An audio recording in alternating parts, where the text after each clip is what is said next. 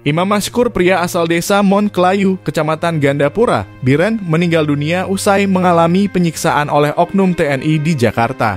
Berita penculikan dan penyiksaan Imam Mashkur beredar cepat di jagat maya. Bahkan wajah tersangka ikut tersebar di kalangan masyarakat. Kini Imam Mashkur sudah dimakamkan di kediamannya desa Monklayu, Biren. Sejumlah keluarga, tetangga, dan kerabat ramai-ramai melayat ke rumah duka. Salah satu di antaranya orang istimewa bagi Imam, dia adalah Yuni, calon tunangannya. Di tengah suasana duka itu, Yuni berkesempatan berbagi cerita kepada habaaceh.id.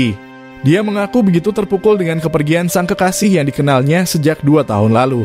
Gadis berusia 23 tahun tersebut tidak menyangka kabar bahagia akan kepulangan Imam untuk meminangnya seketika menjadi kabar duka akibat ulah oknum TNI di Jakarta.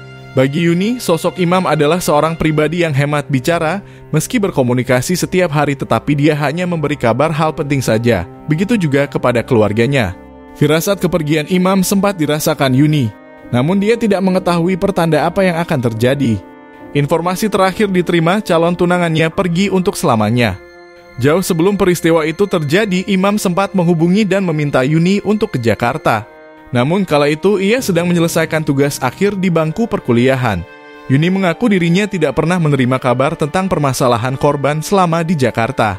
Bahkan sehari sebelum peristiwa itu menimpa Imam, keduanya masih sempat berkomunikasi seperti biasa. Kini Yuni pasrah kepada Yang Maha Kuasa dan berharap pelaku dihukum setimpal dengan perbuatannya.